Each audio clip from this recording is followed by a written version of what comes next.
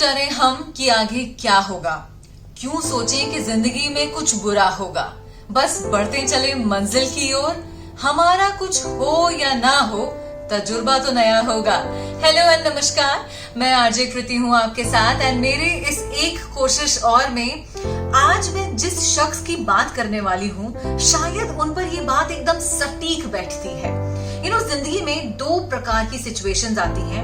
एक वो कि आप बहुत मेहनत कर रहे हैं और अचानक कुछ अप्स एंड डाउन्स आए तो आप उससे कोप अप करते हैं। और एक सिचुएशन वो कि जब आपकी जिंदगी में सब कुछ बहुत बढ़िया चल रहा है पर उसके बावजूद आपको कुछ अलग करना है, कुछ दुनिया को करके बताना है के कारण आप कुछ एडवेंचरस करते हैं। और इन शख्स ने भी यही किया। मैं जिन शख्स की बात कर रही हूँ उनकी जिंदगी में सब कुछ बहुत अच्छा चल रहा था। एक बड़े शहर के रहने वाले और एमबीए करने के बाद गूगल जैसी कंपनी में जॉब करना उन्होंने शुरू किया। अब वो कंपनी जिसमें काम करना आज भी लाखों लोगों का सपना रहता है, वो उसमें काम कर रहे थे। छुट्टी वाले दिन एक दिन घर में बैठे थे और अपनी माँ के साथ बैठकर टीवी देख रहे थे और माँ आई और माँ ने कहा कि अब लाओ मुझे दो, मुझे देखने हैं अपने सीरियल्स। तो बेटे ने कहा कि भाई माँ आप क्यों ये सब सीरियल देखती हो, ये बेकार है, कोई काम के नहीं है। तो माँ ने कहा कि अब मेरे पास है ही क्या करने को, तुम बताओ मुझे। तो बेटे को लगा कि यार शायद कुछ गड़बड़ है, मेरी माँ बच्चों को पालने में पूरा समय दे दी और अब उसके पास नहीं है करने को कुछ, वो खोखली होती जा रही है, मुझे उसके लिए कुछ करना है। तो क्या करें, माँ के हाथ का खाना बहुत बढ़िया लगता था उस लड़के को। वो बोहरा कम्युनिटी को बिलोंग करते हैं और जो बोहरा फूड होता है वो इजीली कहीं और अवेलेबल होता नहीं है। तो उस फूड से दुनिया को इंट्रोड्यूस कराते हैं। क्या करें, एक रेस्टोरेंट खोलते हैं। लेकिन एक बड़े शहर में एक मध्यम वर्गीय परिवार को रेस्टोरेंट खोलने के लिए बहुत पैसे चाहिए होते हैं। तो वो आइडिया ड्रॉप कर दिया। क्या करें, अब रेस्टोरेंट को घर में लेकर आते हैं। तो अपने कुछ दोस्तों को उन्होंने मेल किया कि आप जो है मेरे घर पर आइए, मैं आपको इनवाइट कर रहा हूँ मेरे माँ की हाथ के उस थाल को खाने के लिए, जिसका प्राइस सिर्फ 700 रुपए है। तो मेल के जवाब आए, उन्हें लगा भाई सबने शायद हाँ बोला है। बड़ी खुशी से मेल खोला तो दोस्तों ने लिखा था कि यार क्यों मजाक कर रहा है। लेकिन उन्हीं दोस्त में से एक ने एक वो मेल जो है कहीं फॉरवर्ड कर दिया और उन्हें एक लड़की का फोन आया कि मैं तुम्हारे घर आना चाहती हूँ और तुम्हारी माँ के उस फूड को टेस्ट करना चाहती हूँ, उस रेस्टोरेंट में आना चाहती हूँ। तो लड़के ने कहा कि रेस्टोरेंट नहीं है पर आप अभी भी आना चाहती हैं तो आपका स्वागत है। उसने कहा हाँ बिल्कुल।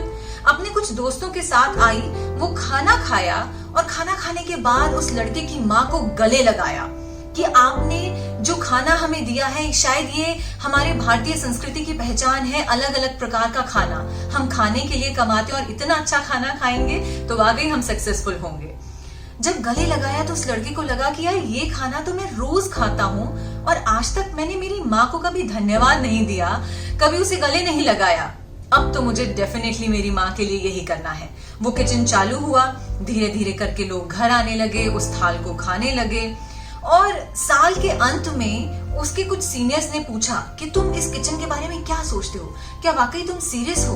उसने बोला हाँ मैं सीरियस हूँ और मैं जॉब छोड़ना चाहता हूँ, सोच रहा हूँ। उन्होंने बोला बिल्कुल छोड़ो, क्योंकि 2 साल का समय तुमने इस किचन में इस काम में दिया, अपने बिजनेस में दिया और अगर सक्सेसफुल हो गया तो सोचो कहाँ पहुंचोगे, नहीं हुआ तो फिर से जॉब कर सकते हो और 10 साल बाद भूल भी जाओगे कि ऐसा फेज कुछ आया भी था। ये बात उसे बहुत अच्छी लगी और बड़ी सरलता से उसने छोड़ दिया, बावजूद इसके कि परिवार वाले और दोस्त कुछ लोग कह रहे थे कि यार इतनी अच्छी जॉब, गूगल की नौकरी क्यों छोड़ रहे हो, गूगल के शेयर्स भी तुम्हारे पास हैं, ये तो नहीं करना चाहिए। लेकिन उसने छोड़ी और इस किचन में समय देना शुरू किया और लगभग 3 महीने बाद ही उसे अपने इस डिसीजन पर रिग्रेट होना शुरू हो गया। क्योंकि फेसबुक पेज बना दिया, उस पर बातचीत करना, फूड की पिक्चर्स डालना, वहां तक तो ठीक था। लेकिन अब जब रोजमर्रा के काम से उसका पाला पड़ा, सामान लाना, स्टाफ को मैनेज करना, सही खाना देना, क्लाइंट्स की कंप्लेंट्स, ये सब शायद उसके दिमाग को तंग कर रही थी। तो उसने कुछ दोस्तों को अप्रोच किया कि यार अब मुझसे ये काम नहीं हो पा रहा, शायद मैंने डिसीजन गलत ले लिया है, तो मैं कुछ शेयर्स जो है तुम्हें देता हूँ, तुम ये शेयर्स लो और इसे संभालो। दोस्तों ने भी कुछ ने हाँ कहा, कुछ ने ना कहा और बात ऐसे टलते टलते उस साल के अंत तक आ पहुंची।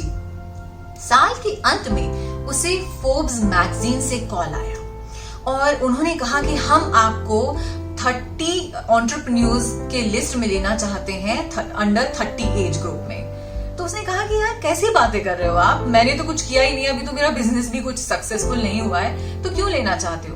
उन्होंने ये जवाब दिया कि आपका जो विजन था अपने काम को छोड़कर अपनी माँ को हेल्प करना, ये हर किसी में होता नहीं है, तो आपने ये किया, ये वाकई बड़ी बात है। उसके बाद उसने पीछे मुड़कर देखा नहीं, उसने डिसाइड कर लिया कि अब तो मैं यही काम करूंगा। कई लोगों तक ये बात पहुंची और धीरे धीरे कई सेलिब्रिटीज जैसे ऋतिक रोशन, फारा खान, ऋषि कपूर तक उनके घर आए और वो खाने को चखा।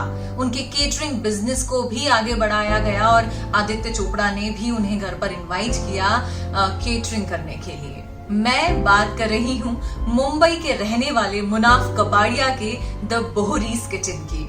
इनके किचन की खास बात यही है कि इनके माँ के हाथ के खाने का स्वाद शायद अभी तक इस दुनिया में कहीं नहीं मिला है, इसीलिए इतने लोग इनके घर पर आज आने लगे। और अब इनके घर पे आने का जो इनवाइट है वो आसान नहीं है, आपको बहुत सारे सिक्योरिटी चेक से गुजरना पड़ता है, तब आप इनके घर पर आ सकते हैं। लेकिन शायद मुनाफ की ये जो बात थी ना कि मुझे मेरी जिंदगी में वो एक कोशिश करके देखनी ही है, क्योंकि अगर नहीं की तो जिंदगी भर मलाल रह जाएगा, और की तो देखो आज कहाँ पहुंच गए। हमारी लाइफ में भी कई सारे ऐसे मोमेंट आते हैं जब हमें ये लगता है कि हम नहीं करें ट्राई, हम रिस्क नहीं लेना चाहते हैं, लेकिन एक समय रहता है जब आपको रिस्क लेनी पड़ती है। जिंदगी में आप आगे बढ़ना चाहते हैं तो रिस्क उठानी ही पड़ेगी, कैलकुलेटेड ही सही पर उठानी तो पड़ेगी। और सबसे खूबसूरत बात जो मुनाफ की मुझे ये लगी वो ये कि आप जिंदगी में जब बहुत कुछ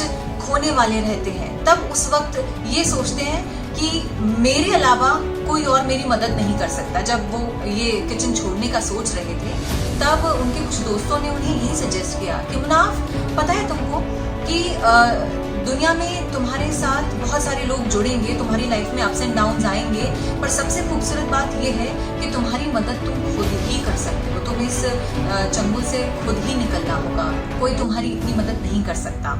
और ये बात वाकई सीखने वाली है कि कई बार हम सिचुएशन में फंसते हैं और सोचते हैं कि कोई आ जाए और हमें निकाल दे। नहीं, ये कथन शायद गलत नहीं है कि पहले हमें खुद की मदद करनी पड़ती है।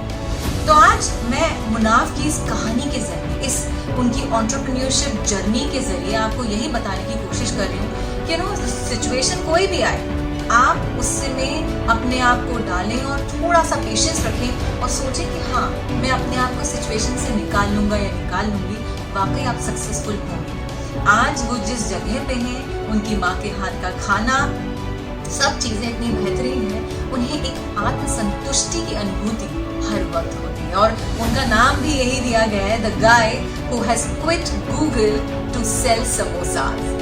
ये वाकई बड़ी बात होती है। तो आई जस्ट विश कि आप भी अपनी जिंदगी में रिस्क लेने से ना डरें और जब भी परेशान हो तो अपने आप की मदद खुद करना सीखें। इसी नोट के साथ मैं आपसे मुलाकात करती रहूंगी कुछ ऐसी कहानियों के जरिए, कुछ ऐसी प्रेरणादायक लोगों के जरिए, मेरे अलग अलग सोशल मीडिया प्लेटफॉर्म के थ्रू। और मेरे YouTube पेज को आप लाइक कर सकते हैं, सब्सक्राइब कर सकते हैं, ताकि आपको जानने को मिले कि दुनिया में हारना कुछ गलत बात नहीं होती है अगर आपको बड़ी जीत हासिल करनी है। नमस्कार।